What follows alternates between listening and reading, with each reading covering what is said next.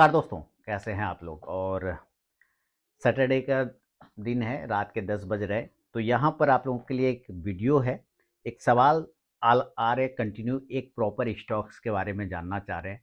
मैं उस पर कुछ भी जवाब नहीं दे पा रहा था पर्सनली, तो सोचा क्यों ना वीडियो के माध्यम से दे दूं। काफ़ी फोकस में है वो स्टॉक्स, काफ़ी पिटाई हो रही है उस स्टॉक्स की, आपको पता चल ही गया होगा नाम इतना अंदाज़ा से।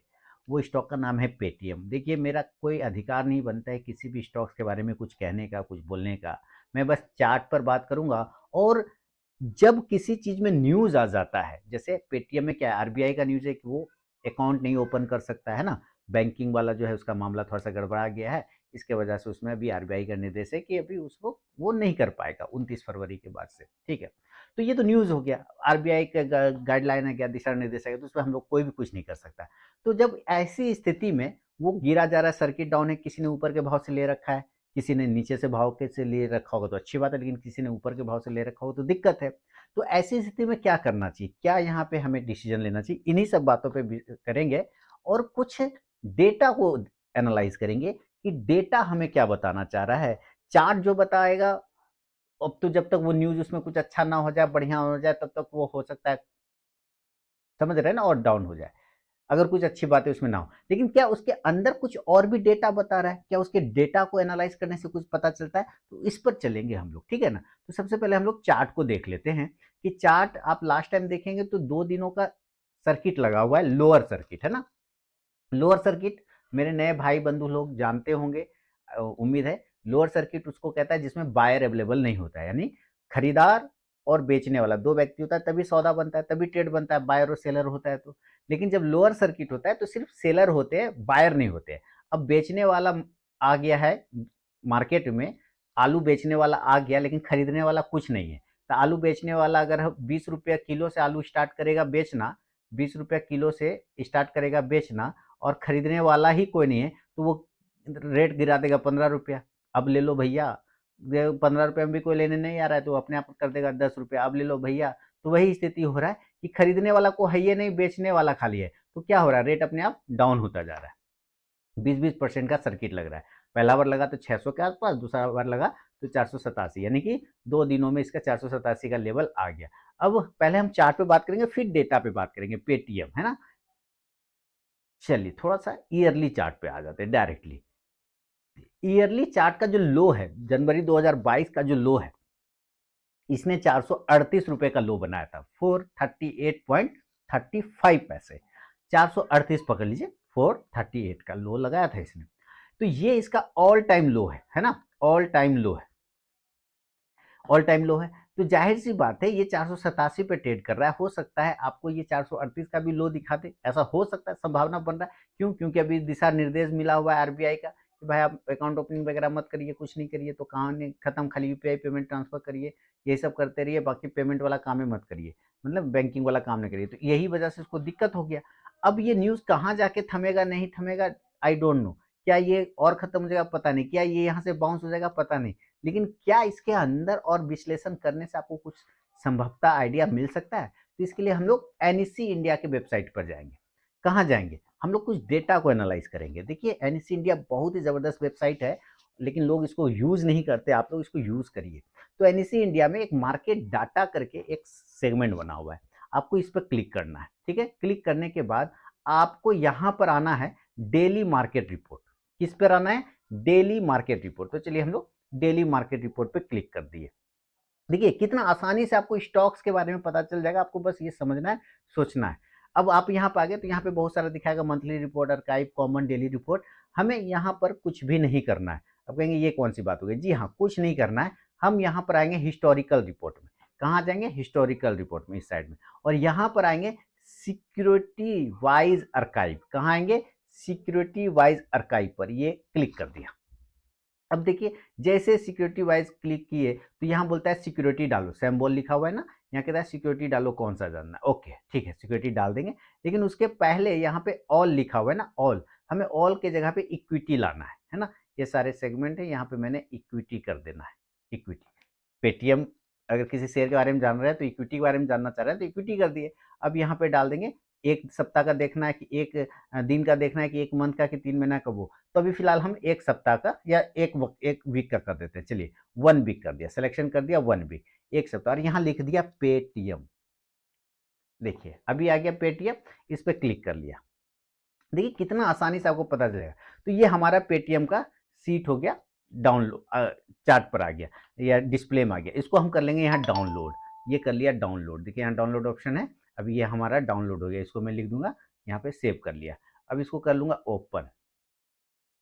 ये कर लिया हमने पेटीएम वाला ओपन। अब ये 1 सप्ताह का पूरा यानी न्यूज़ आने के बाद से तब का ये सारा काम है इसका, क्लियर है? अब इसमें आपको दिखेगा बहुत सारा चीज़, अभी आपको समझते जाना है क्या-क्या हो रहा है मामला। अब देखिए पेटीएम 29 जनवरी, ठीक है?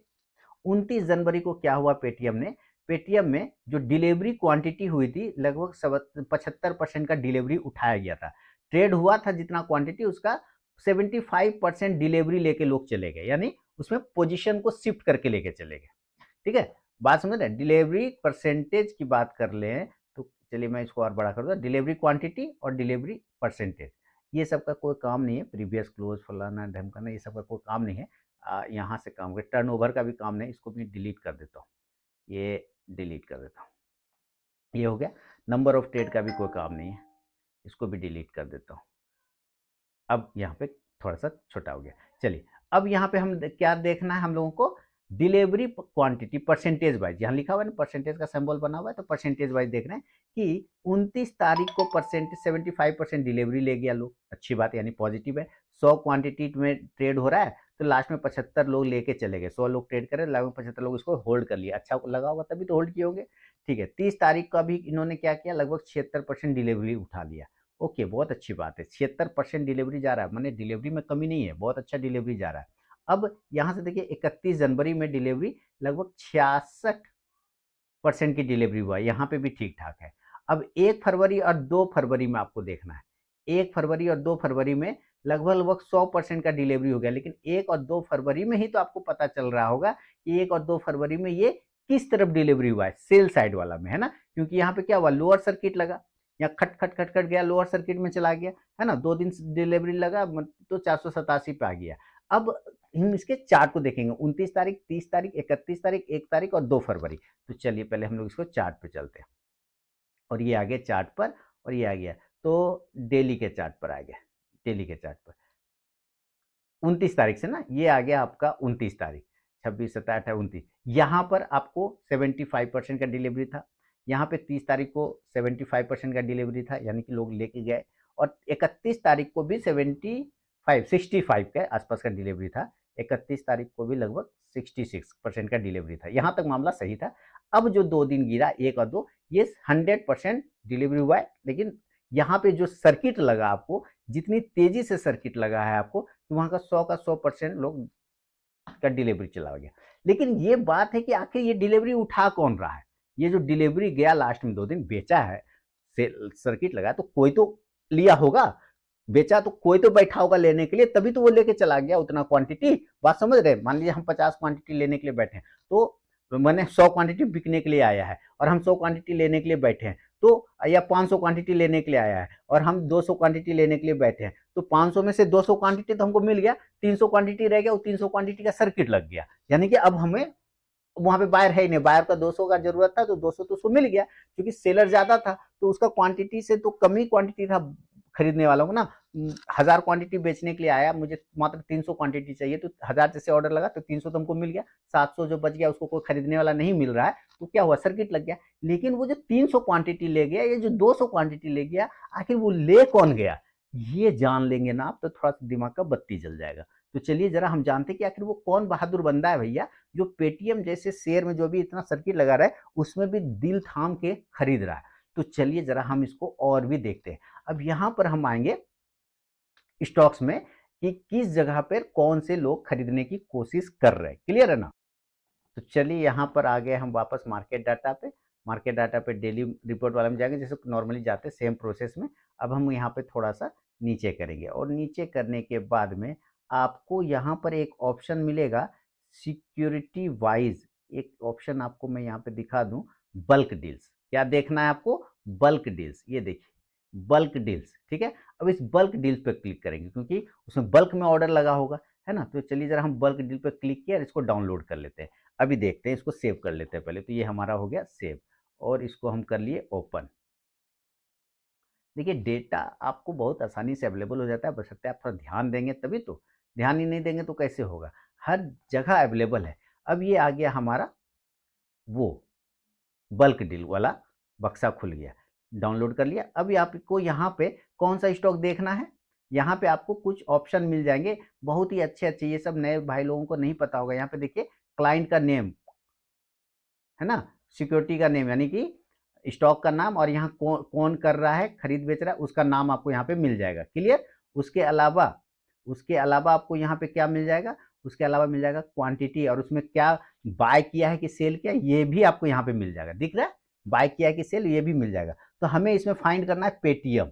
हमें इसमें फाइंड करना है पेटीएम। तो चलिए हम यहाँ पे फाइंड कर लेते हैं पेटीएम, और फाइंड ऑल कर लिए। जैसे ही किया तो पता चला कि ये इस जगह पे पेटीएम में हाईलाइट हो गया। 2 फरवरी को देखिएगा ध्यान से, 2 फरवरी को पेटीएम में कौन सा एजेंसी, ऊपर क्लाइंट नेम है ना, कौन सा एजेंसी? तो भाई दुनिया का दिग्गज दिग्गज मॉर्गन स्टैनली एशिया सिंगापुर ने इसमें किया है, पोजीशन बनाया है। तो मलिक इसने बाय किया है, मॉर्गन स्टैनली ने बाय किया है। मेरे भाई लोग, जेपी मॉर्गन, मॉर्गन स्टैनली, है ना, क्रेडिट स्विस, ये सब बड़ा बड़ा है ना, जो कि ट्रेड लेता है। तो आपने ये देखिए बाय किया, क्वांटिटी भी देखिए, छोटा मोटा क्वांटिटी नहीं है मालिक, क्वांटिटी देखिए क्या जबरदस्त क्वांटिटी है।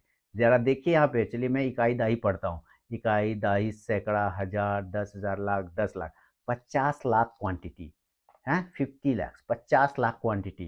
कितना भाव पे? 487 रुपया 20 पैसे के भाव पे। क्या किया है? तो बाय कर लिया, सारा माल उठा लिया, सारा माल उठा लिया मॉर्गन स्टैनली ने। अब मॉर्गन स्टैनली जैसे ब्रांड ने, मॉर्गन स्टैनली जैसी कंपनी ने, मॉर्गन स्टैनली जैसे एजेंसी ने, फाइनेंशियल इंस्टीट्यूशन ने अगर खरीदा है तो कुछ सोच के ही खरीदा होगा। हमारे से आपसे ज़्यादा दिमाग है उसको, है ना, क्योंकि उतनी बड़ी एजेंसी चला रहा है तो उसको तो ज़्यादा दिमाग होगा, है ना। तो कुछ तो सोचा होगा उस बंदे ने। मैं ये नहीं कह रहा हूँ कि आप भी बाय कर लीजिए, मैं कह रहा हूँ कि डेटा क्या बता रहा है ये आप सोचिए, अपना एनालाइज करिए कि इस बंदे ने पहले नहीं खरीदा, पहला दिन जब सर्किट लगा, दूसरे दिन खरीदा, किस भाव पे? 487 रुपया 20 पैसे पे, जो करेंट सीएमपी चल रहा है, और वहां पे 50 लाख क्वांटिटी उठा लिया है मेरे भाई।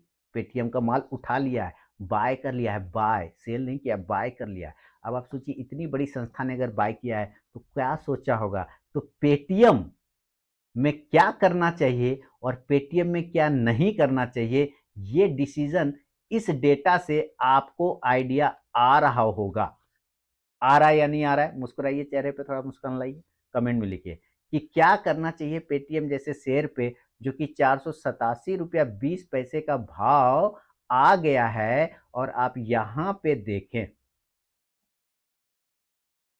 क्या हो रहा है कि सारा मॉर्गन स्टैनली लेके चला गया, है ना।